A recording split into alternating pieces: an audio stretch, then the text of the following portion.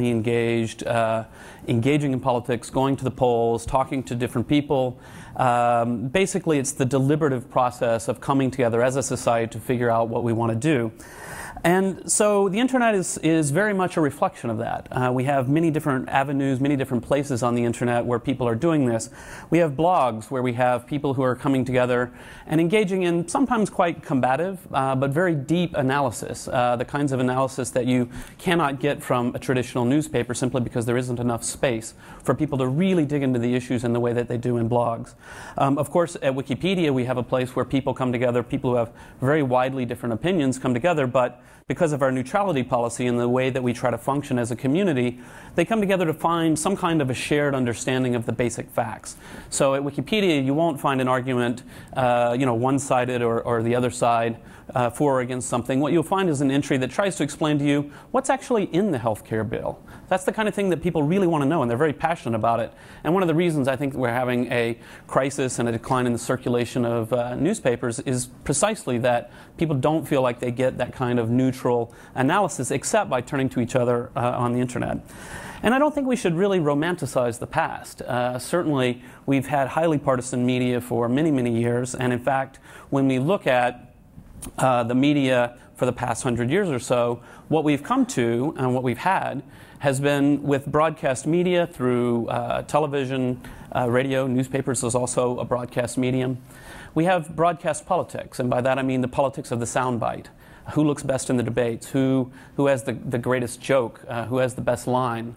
I don't think that's good for democracy. I think when we turn on the television and we see Bill O'Reilly screaming at someone, calling him a coward and a moron or whatever he's saying, that's not good for democracy. That isn't deliberation. That isn't thoughtful people coming together in the way that they do online. And I think one of the reasons they're coming together online is precisely they turn on the television and they see, wow, there's an idiot screaming at another idiot. I don't care. You know, it's time to go actually understand the issue. So I think all of these things are really important. And of course, I think we can't neglect that there are bad things on the internet. There's bad information, there's misinformation, there's a lot of noise. But when we want to really think about the proposition that we have before us tonight, we have to always remember to look at the net effect. We can't just look at one bad thing or another bad thing. We have to say, summed up all together in total, is this phenomenon as a whole good or bad for democracy? I say having people talking to each other about real issues is always good for democracy. And you slipped in a little subliminal phrase there, the net effect. I thought that was very clever. Now, again, the internet is threat. Andrew Keen, the Silicon Valley-based entrepreneur, author, and also on the internet, it's really striking that both people who are talking about the threat to the internet make their livings off the internet. Please, Andrew. Yeah, but we're authorities on the internet. Not like the people who edit Jimmy's website. So I think the resolution is a little dodgy in the sense that it depends, of course, what you mean by democracy. Jimmy's definition of democracy was an anti-federalist position, sort of an idealized direct democracy rhetoric, which suggests that it's all, and I'm quoting him now, says it's all about the people deciding. But of course, at the foundation of this country, which is a representative democracy, it's not a direct democracy, in which the Federalists won over the anti-Federalists, the premise of democracy is not about the people deciding. It's about finding educated, high-quality political figures who will make wise decisions about the community. So I think Jimmy is falling into the old trap of appropriating democracy for his own ends. Jimmy said that the internet is a reflection of this, of course, meaning direct democracy. One of the mistakes that we make about the democracy, one of the mistakes we make about the internet is that it's technology. It isn't, it's ideology. The internet was built by people who questioned authority. The internet is bound up in a fundamental assault on the notion of expertise, on what Jimmy calls mainstream media, which includes shows like this, New York Times, Wall Street Journal, and the idea that representative democracy experts, whether in media, in politics, in the arts, in legal affairs, in intellectual affairs, are unreliable and need to be replaced by what Jimmy calls the people, is deeply dangerous. It's no coincidence that the real founders of this country, guys like Madison and Hamilton, were very serious students of antiquity. And in their studies of Greece and in Rome and of the and of the Renaissance, they focused on the consequences of direct democracy. They focused on the way in which political systems are wrecked by the mob. What I most fear about the internet is not the technology, which, as Paul says, we all use. I'm as addicted to the internet as everybody else. What I fear most about the internet is the way in which we take this technology, which has no center, which is flattened, which has done away with authority and expertise. We take this technology to prove the idealized democratic theories of Jimmy Wales. The truth is we need expertise, we need authority, we need to remind ourselves of the foundations of representative democracy. So there's an opening remark which is a rebuttal already. Quite deftly done, I guess. Finally, opening remarks from Micha Sifry, co-founder, editor of the Personal Democracy Forum. Micha. Good to be here. Thank you.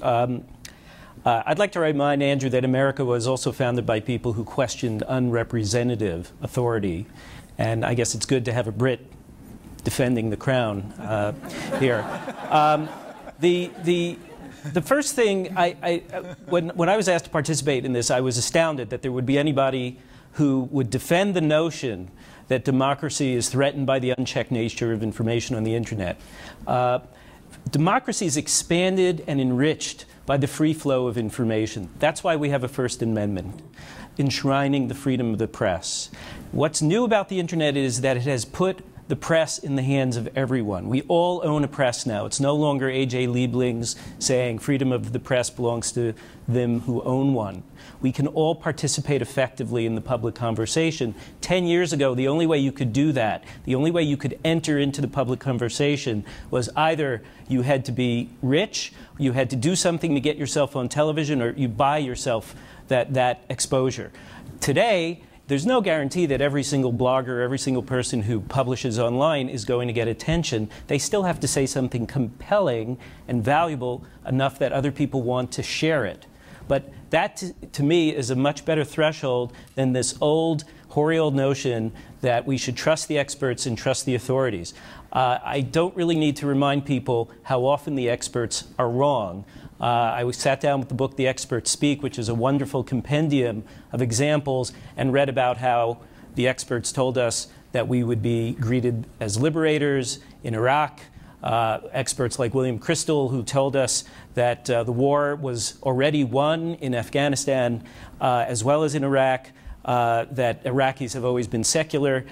This is all the words of experts. I will much rather trust a free and very open debate than the notion that the experts are here to guide us. And to the point that Farhad is making, that actually, and by the way, as I listened, I waited for you to actually talk about the internet as the thing that is causing people to become polarized, and instead you told us about news organizations that are pandering the way Fox panders to the right, or some other cable shows may pander to the left. So maybe it's unchecked behavior by cable shows who are detrimental to democracy. But it seems to me that this notion that the internet is creating silos is a complete myth. You are far more likely to encounter people who you disagree with or ideas that you disagree with online than you will ever do in person. There is much more segregation in America in face-to-face interaction and in interaction with the people you actually know than with the people who you encounter online. Well, does that ever set you up for the rebuttal? How about it? So the rebuttal goes, I mean, to Farhad Manjoo, who thinks democracy is threatened. We are siloed, and it is the result of the internet. Please, have at it. No, I think that, so I agree that that one of the things we've gotten from the internet is more analysis, more fact-checking, more information and better information. But the problem The problem with setting that up as the kind of the answer to the question is that we can all ignore it.